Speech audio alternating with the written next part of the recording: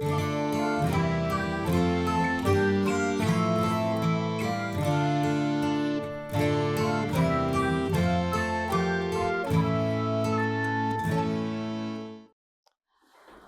sir. Hello.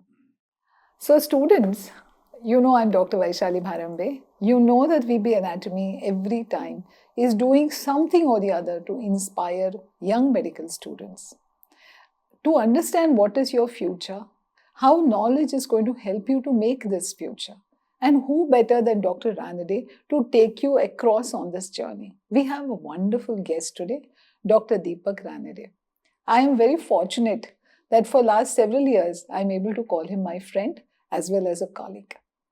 I've known him as a professor and head of the Neurosurgery department. He's a neurosurgeon, yes.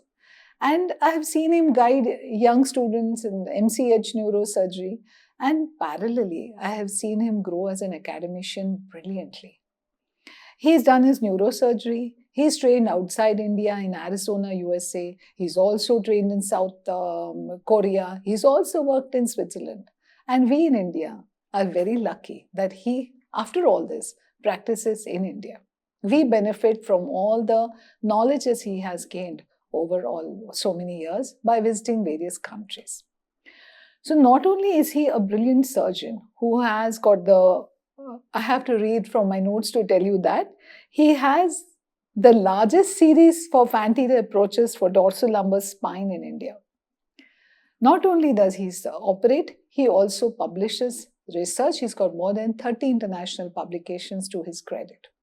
So you must be thinking, "Arey, koi to academician hai baba." It's not like that. He's not only a brilliant academician, he is also the dude who goes trekking in Himalayas. He's done 14 high altitude treks. Okay? I don't think any of you have done that. Right. Not only that, Sir has started his journey into the exploration of the mind. Not only he gets to touch the brain, he also has started to explore the mind. And that's where his expertise suddenly has changed in a different direction. So, I want to introduce to you Dr. Deepak Ranade, who's, by the way, also doing a PhD in, I think, let him talk more about his PhD. I don't even feel qualified to talk about it. And before we get on a discussion, remember that speaking tree in Times of India? Maybe next time you can see who's the author. More than 120 of those speaking tree articles are written by Dr. Ranade. There's a separate book on the best of his articles, which is published by Times of India. So I think I can just go on and on about my friend. But today, let's leave it to him to talk about his work. My one request to him, Dr. Ranade, is that please help my students understand where a person can go from MBBS to what you are today. And what is your journey? Please share with us. All right, over to Dr. Ranade. Thanks, thanks, Dr. Vaishaly. I think she's been very, very generous in lavishing. Not at all. Not at all. I don't know whether I really deserve that, but nonetheless, it's a great privilege to know Vaishaly and her very great initiative that she's taken for serving to give some impetus to the medical students, because I have very, I would say, very unpleasant or not so fond memories of anatomy when we were in medical school, because we were, unfortunately, we didn't have these kind of tools like either videos, YouTube, or any three-dimensional. And basically, the essence of medicine is, I feel, it's a three-dimensional subject. Absolutely, I agree with you. Including anatomy, including pathology, including even surgery. And I think having a knowledge of the third dimension and being able to understand the subject conceptually is very important for a doctor. So this initiative of yours is very laudable, and it's my great honor and privilege to be a part of it. Coming to the journey of like when I was in medical school, I was really not very much the prototype of a medical student. I used to be more into biking, and then I used to be into guitaring, and I was actually pretty much a low profile academician. I still remember in my first term ending in physiology, I had got something like 20 marks on 100, and we had in BJ Medical College, they had divided the class. There was a hierarchy, intellectual hierarchy, as it was. The top brass Yeah, were ones who were that doing happens. research projects. The middle level were given charts, and Yeah. the last, the duffers like us, we were supposed to do a repeat practice. Students, please note that this man refers to himself as a duffer. No, really, Note. because I'm not being modest. I really was not. I realized one thing that the whole method of studying medicine was something which was totally a different ball game, and I was not maybe familiar with it, and whatever the reason, but so I was never much into academics in the medical school, although I did get a first class in all the 3 of my MBBSs. And we didn't have an option because that time the entrance exams were just entering into the academic scene. So we were getting a post-graduation only on the basis of our marks that we got in third so you had to score. And I remember in my prelims in surgery, I had got 18 on 100 and I had to do only surgery. There was no other option. Okay. And you had decided that? Yeah. I mean, they say that in medicine, quite often we think that you choose the branch, but I think it's the other way around. The branch chooses you. Okay. Yes, so, I've heard a lot of people say that the branch chooses absolutely. you. And I just was, hell-bent on doing so. I was wondering, how do I get into, I had to be amongst the first 10 or 12 in surgery, in the class to get yes, MS. In those days, that was how it was. It was really tough. Yeah. So I was wondering, how do I do it? And I had a very sensible and a very fun-loving room partner. And we were in the hostel. And I said, now if I have to get surgery, I had only something like 28 days. And I said, I have to read Bailey thrice. In addition to studying PSM and the other evils that we had to study. In those days, you were doing Love and Bailey. Yeah, we all subjects at one time, one go. I said, I'm going to start Bailey now. And I started reading Love and Bailey. It was a beautiful textbook. It is a beautiful one of the most beautiful textbooks of medicine. Absolutely. But it's just, what I'm just saying is that, I think it's a kind of a passion for doing surgery. And luckily, I got into surgery. And then, whilst I was doing general surgery, I had a posting in neurotrauma, which was when we were having to work, and that time it was pretty rudimentary, the facility. Oh, so you were, how come you were into neurotrauma? No, because we had a house post, I got a PG seat because in that time we had a three-year residency, then there was a supernumerary, which was a 1-year residency followed by 2 years of just a PG. And there was a pure PG, which was 3 years, just you're not a resident doctor.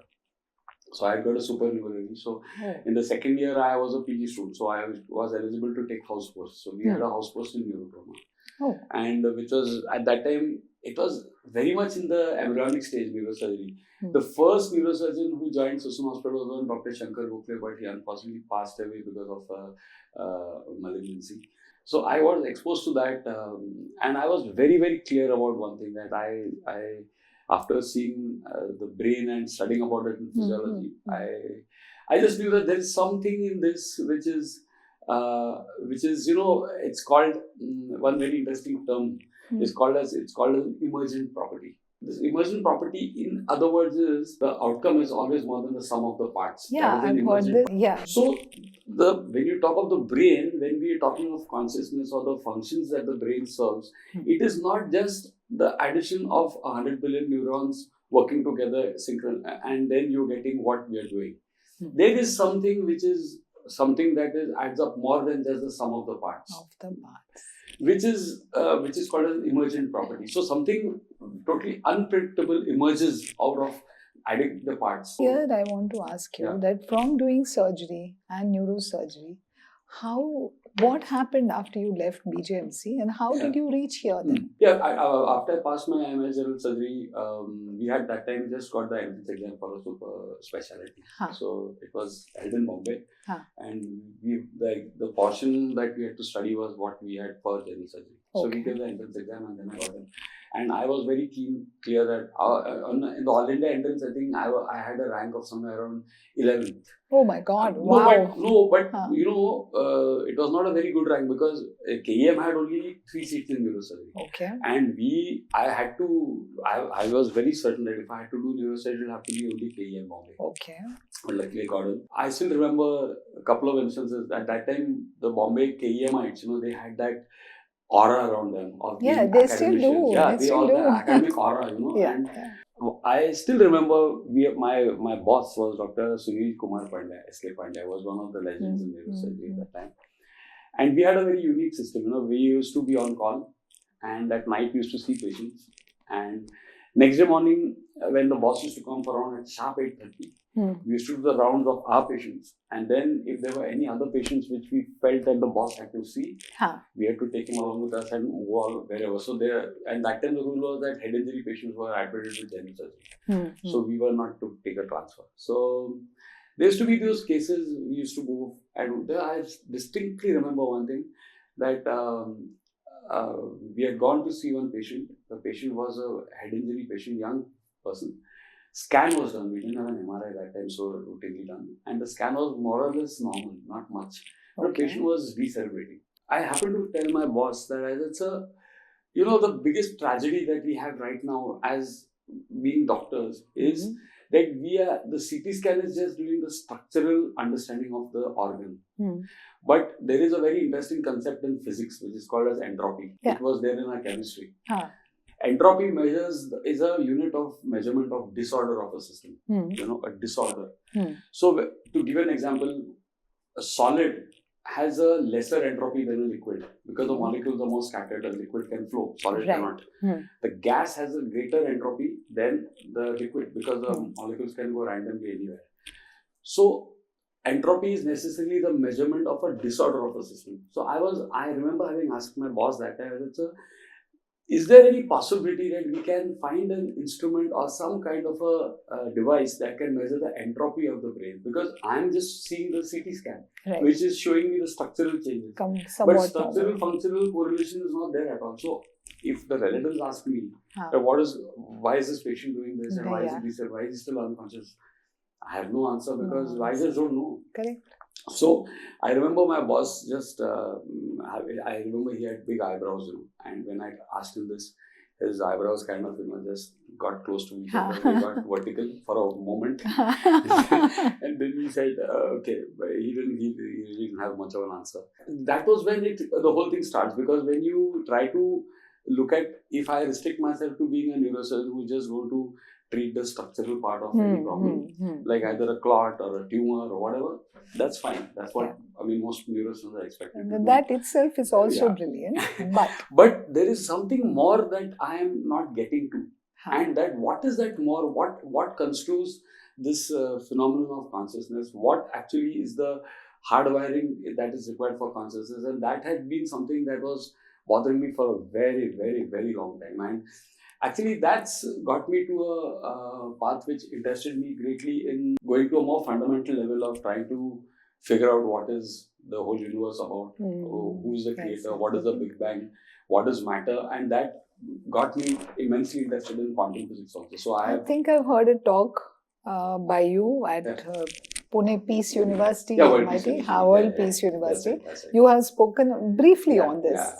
So that actually, the whole thing is that, we as students of science, if we were try to understand matter, if you look at the Niels Bohr or the Rutherford model of the atom, as you might recollect, that the atom roughly is, if you join 5 or 6 football fields, okay, and you make one big football field, and then at the center where the kickoff happens, there you keep the football.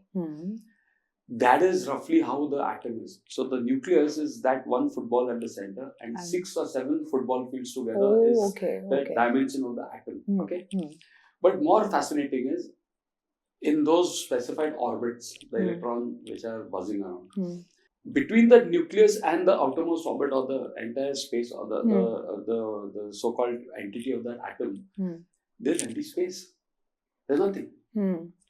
So if I go by a reductionist approach, reductionism is, you might be familiar, you break a thing into smaller parts to understand what it is all about.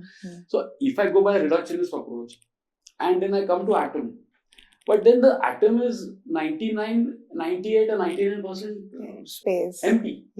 So then what is it that gives the cup this? This is also made of atoms. Right. So what is it that gives this hardness to it? What is it that gives the matter, the substantive element to it, the density to it?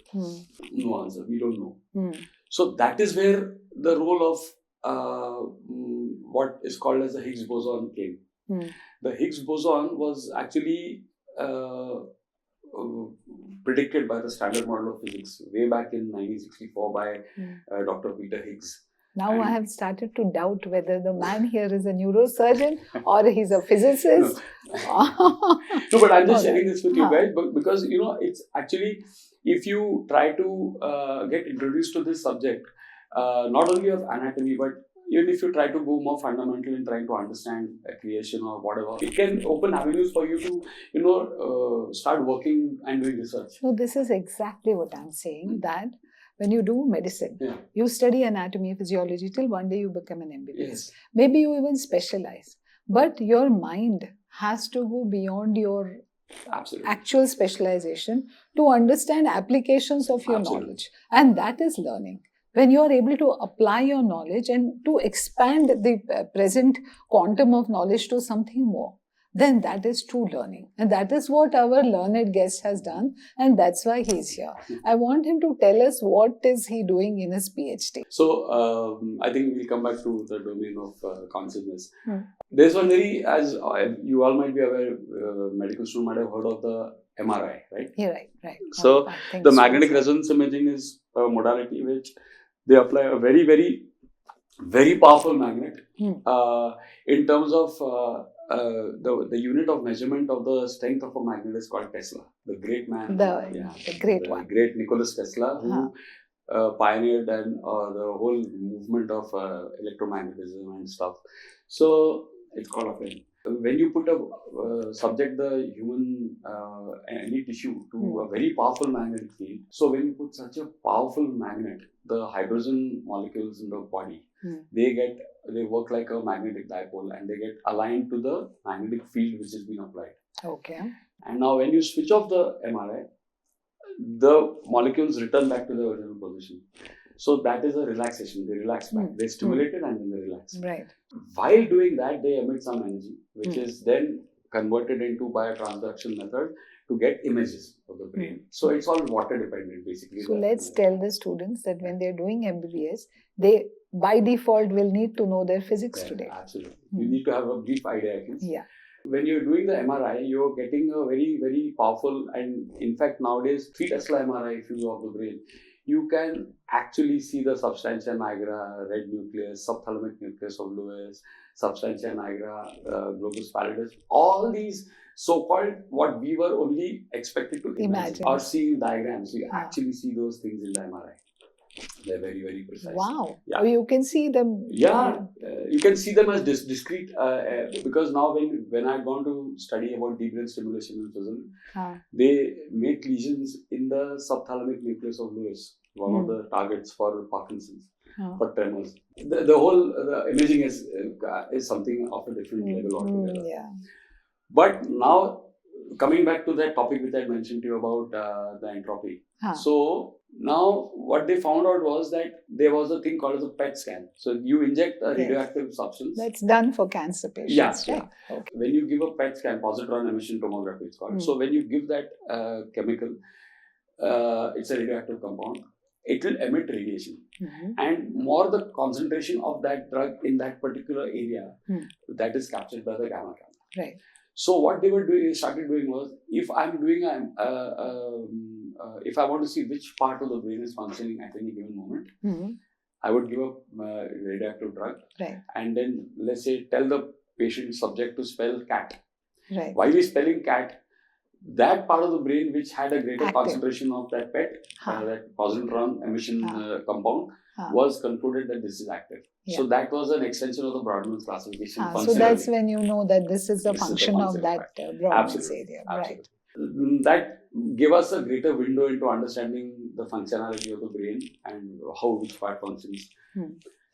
Now, the next development in this was what is called as a BOLD. There is a blood oxygen level dependent sequence. BOLD. BOLD. Okay. So what that does is, now instead of giving any external agent, what the MRI, there was the latest MRI that they came, they had a software whereby that part of the brain which was consuming more oxygen at that time had a different configuration which could be mapped on the MRI.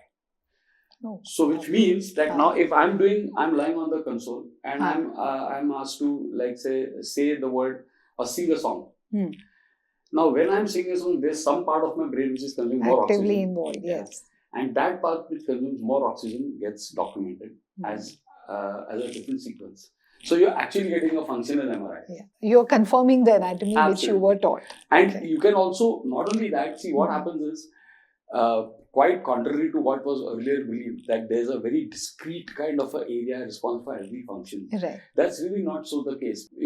There's this big misconception of which was prevalent that we use only 8% of our brain or 10% Yeah, of actually, our brain. yes. I teach it. Yeah.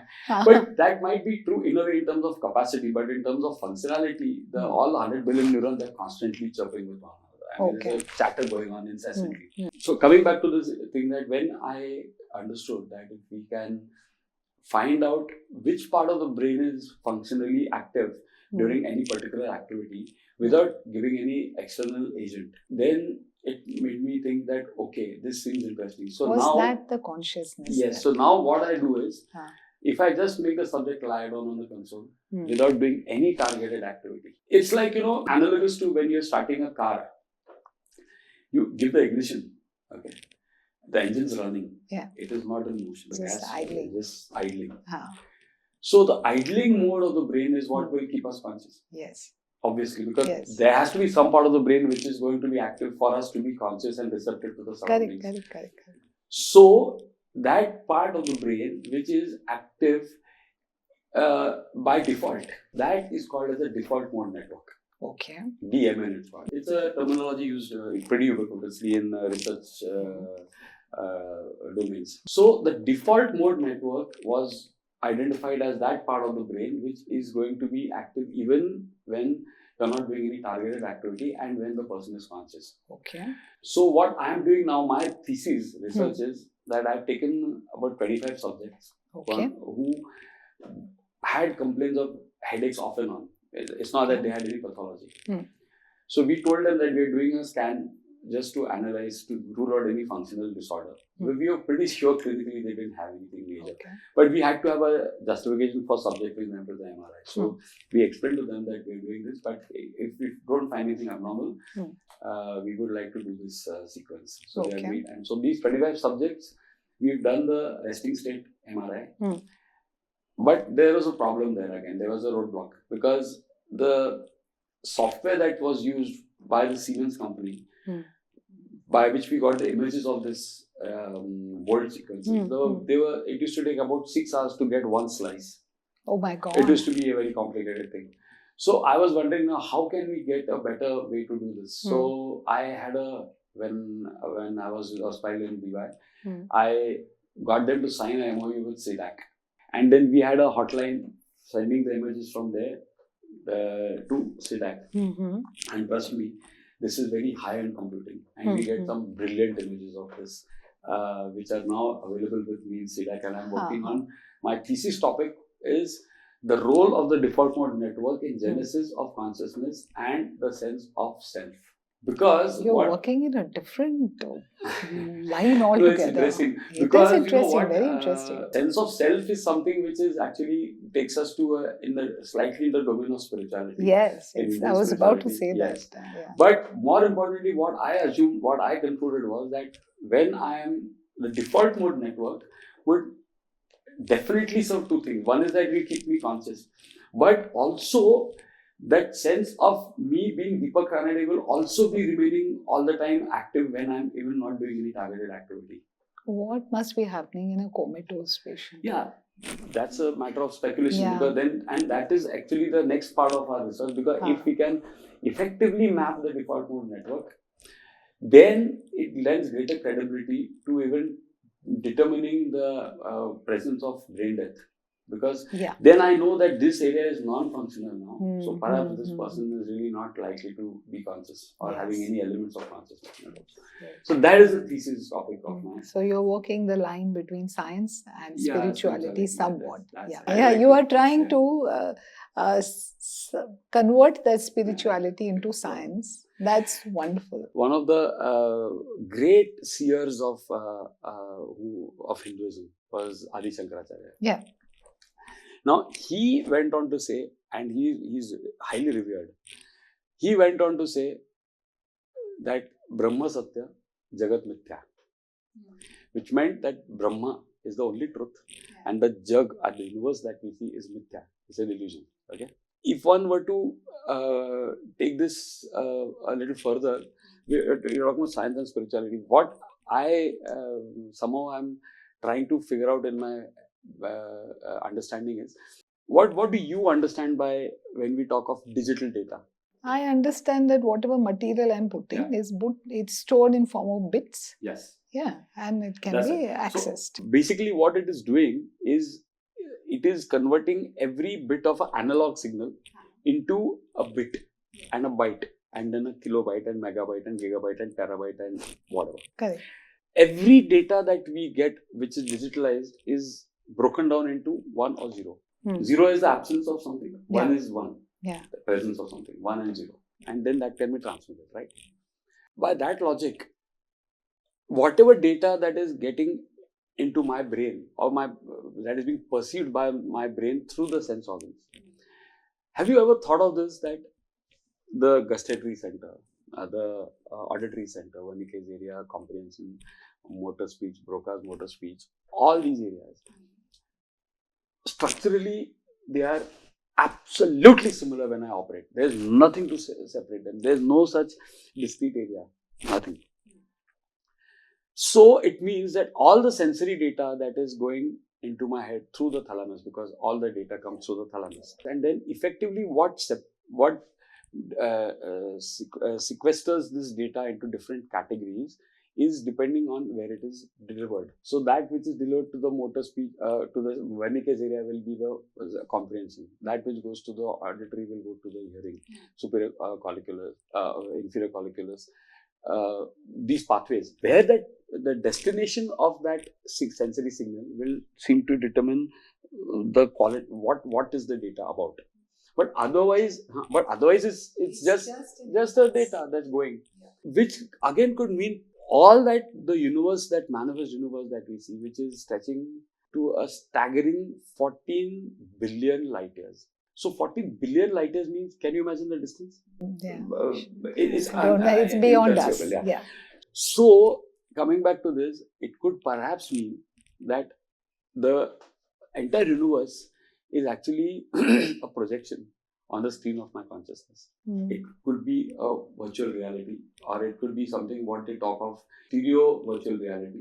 And actually it may not be existing, but it is just a program that makes sure that data is going through my sense organs in a specified system protocol, which makes me believe that this is what, because the fidelity of my sense organs is something which I have to believe. I say this is a glass. That is what you have to believe. But then it could, so then coming back to the science and spirituality thing. So as me as a neuroscientist, and understanding physics, and in fact, I had the privilege of going to the Large Hadron Collider where this Higgs boson was discovered. It is an underground 26-kilometer tunnel. Switzerland? Yeah, Geneva.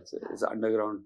So I actually had the good fortune of actually going down underground in that tunnel. How did you get in? Yeah, because I had gone for a fellowship in Switzerland, and I tell you, sometimes it is you might call it as a providence, or it might call it as a celestial prophecy that I had to go there, because I booked my return ticket on the 17th, and I had gone to present one paper in Rome on the exact opposite of entropy, which is called syntropy. So there's one physicist in Rome who had invited me to give a talk. So I contacted him when I was in Switzerland. I told him, boss, you have to make sure that I go down there. Okay. So he told me, he said, no, after all this jugaad also. No, he said, no, I can't put you in there. But he said, on 14th, 15th and 16th, 3 days, just 1 day, 3 days, exactly 1 day prior to my departure, 3 days there, he said, there's an international open day, and if you register for online and book your slot, you can go down there. Oh, wow. So that I is booked my slot, amazing. and I went down there, and I could go down there. But to see that the kind of work that they're doing, it's staggering. It's staggering. The Large Hadron Collider is the largest man-made machine on the planet.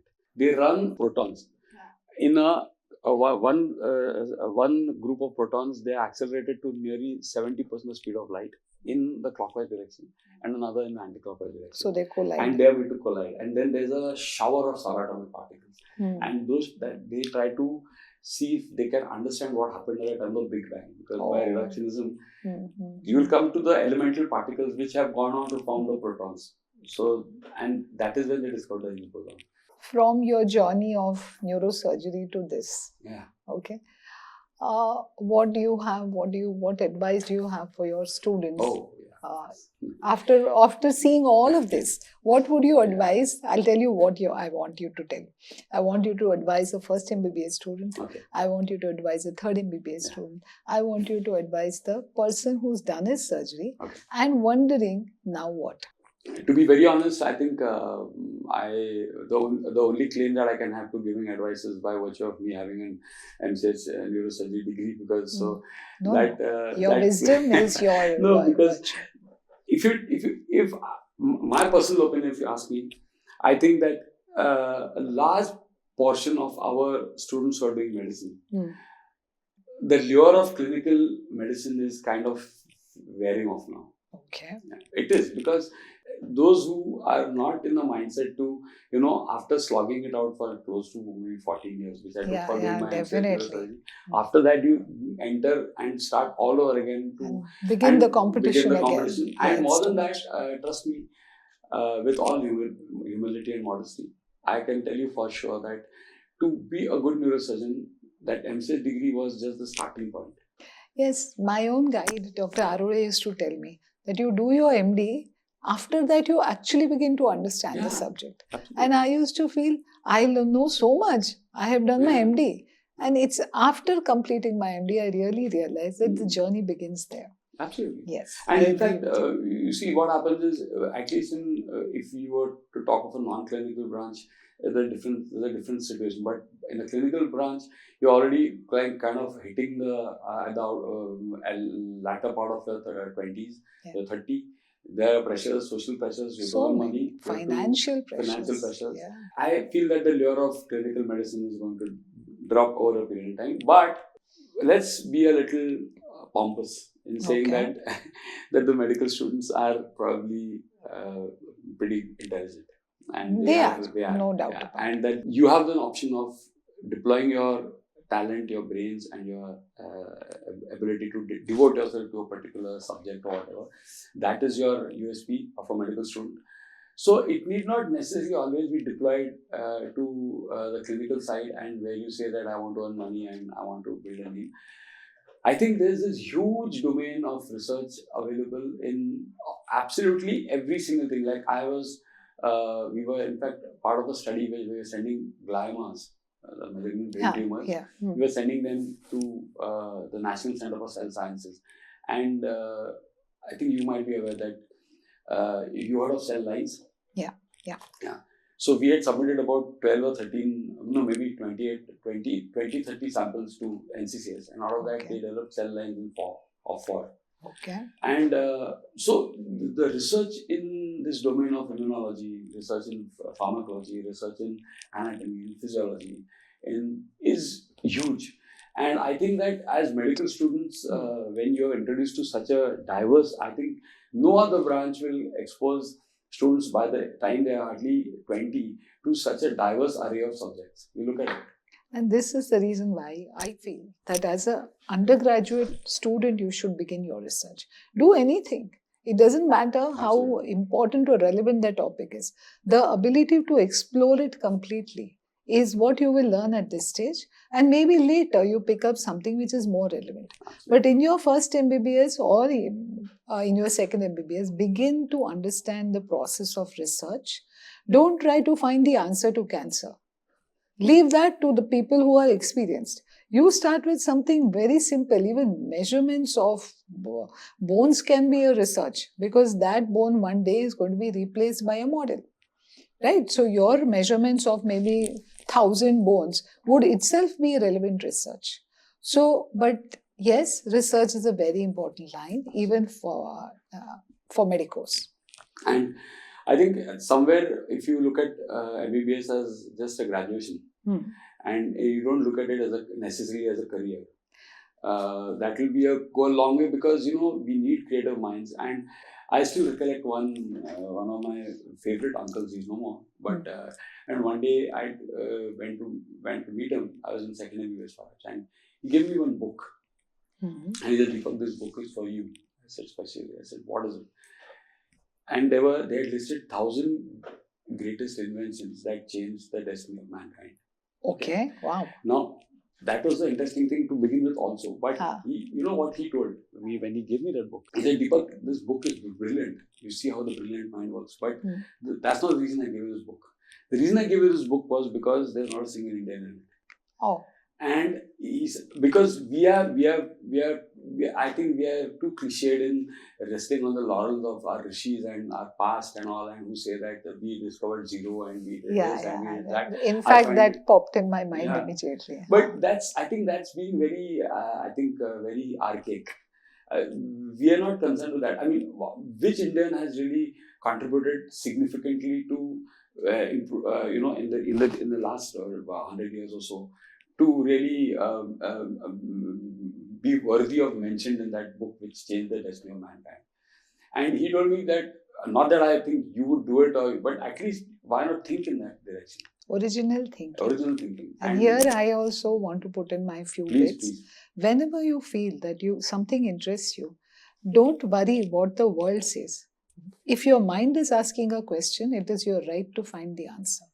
Forget if the world says there's already an answer found. The very fact that your mind is asking a question, you have to find the answer. And that is your right as well as your duty. Exploring it. And therein comes originality of human being. When there is an answer and still you feel there is a question, go solve it. Maybe you will find a new answer. Don't tell yourself that, okay, everybody's already done it. Whether I'm interested or not, what's the point in doing it? If you find there is a question, then you go ahead and find the answer. That's how original minds and original ideas bring about something new in the world. Or like he says, change the world. It is your right, not only your right, it is your duty. Absolutely. According to me. In fact, there's one very interesting word which I'd like to familiarize, a word called serendipity. Yeah. Thanks to serendipity, we are today blessed with the medical field also being blessed with by this phenomenon of serendipity. But why I wanted to bring this word in is that, we all look at serendipity as an accident. Right, we do. That's the normal connotation of the word. But, there's one thing, one factor which needs to be highlighted, which I personally feel is very, very important. That serendipity is not just an accident that occurs to a researcher. It is an accident that happens to a researcher who has an open mind and who is dedicated his life to here, Deepak, comes your word consciousness. Yes. It's only to a conscious mind that the serendipity will strike. Absolutely. If you're not bothered, if you're not conscious enough, it may just pass you by and you won't know it. Absolutely. Yes. So it's like so we keep hitting and joining dots, joining the science to conscious. Absolutely. Yes. But that's how it should be. And coming back to this subject of the career paths that are there, I think there's a lot to offer in terms of if you look at MBBS as a graduation and then you take up some research. I think that's happening nowadays. Yeah. Quite a few are even taking up UPSC. Absolutely. And UPSC is there. Even for that matter, allied healthcare, like MBA in health management. Yes. And those kind of things. Those careers also there. But I think that if we claim that we are people in terms of intelligence and then I think it's your duty that if you are bestowed with a higher intelligence, then you owe it to that intelligence to use it and for the betterment of something which is a larger cause than just being one more of the also rans who ran a practice, who had a family, raised children and died. If you feel you have the ability, just explore and excel at it. Absolutely. Whatever it is, if you find that you are great with patience, explore that and excel at it. Absolutely. Ethically. Or if you feel that you have ability, yet this doesn't inspire you enough, then you explore what you think you're good at. But whatever it is, you excel at it. His own neurosurgery could have stopped Sir from exploring beyond. But it did. He felt he was interested, he's explored, and suddenly there's a PhD happening in this topic, isn't it? So, knowledge to an extent that you excel at it. That is what I feel it's all about. What do you think? Absolutely. And I think there's another thing which I'd like to share with you, because it's a very appropriate platform to share this. That uh, knowledge is there is a certain amount of sanctity to knowledge. You know? That sanctity word is something which I think is very important, because if you look at knowledge as just a means to earn a livelihood, then you are belittling knowledge. But if you attach a sanctity to it, because then there's an element of curiosity to it, and then you have a great deal of respect for the people who actually made it possible for us to tread this path on medicine. So that sanctity of knowledge, if one has, then that is going to be very, you'll have a appropriate approach towards knowledge, and not just look at it as a means of meeting your needs. I think sanctity is a perfect word on which we can kind of conclude this discussion. Yes. There is no end to how much we can discuss with Saw. And I think you'll find lectures by him on his preferred topic of consciousness of mind. I feel you should explore that. And then explore your own mind, students. Ask your mind, what do I want to do?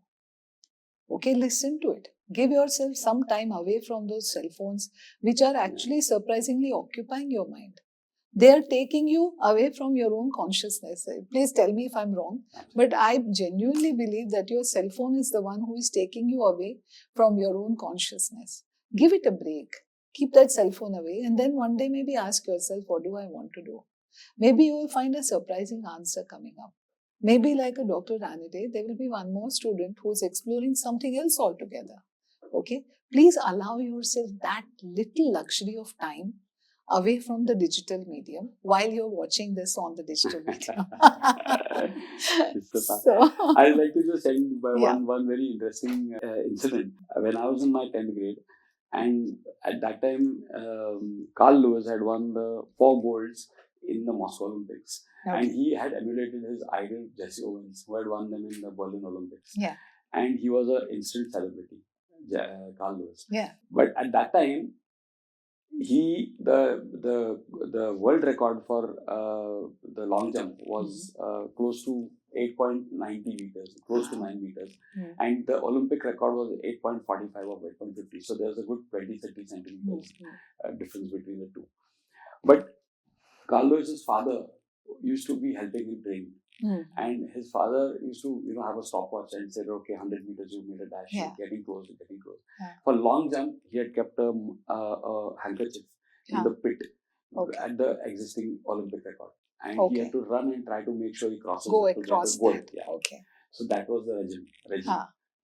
So this is the background of his preparation. And when Carl Lewis was asked that what is the secret of your such a spectacular achievement? Right. So he said, I think I have mastered the art of self-denial. And it is one of the most outstanding statements I always keep telling myself, because when I was to achieve something in life, you're talking about digital media, your phones, your mobiles, your pubs, your parties, your things.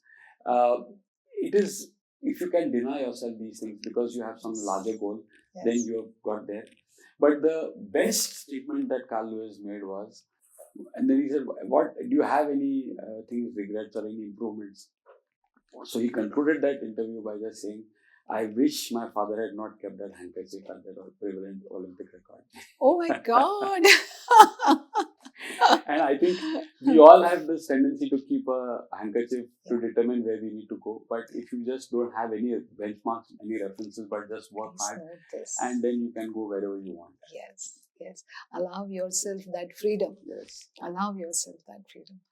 So I think this is an unfortunate moment when I have to thank Dr. Deepak and say that, all right, this is it. But I'm hoping that he'll come again after his PhD is done. Oh, yes. I'm hoping he will give us another talk on what are his findings. And let's all together explore where he is taking us in science and follow his journey as well.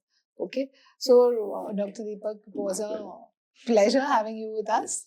And till the next time, thank you so much. Thank you so much.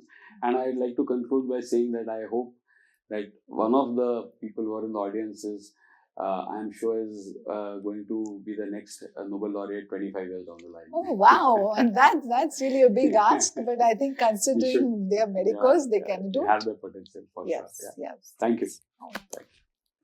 Bye. Thank you so much.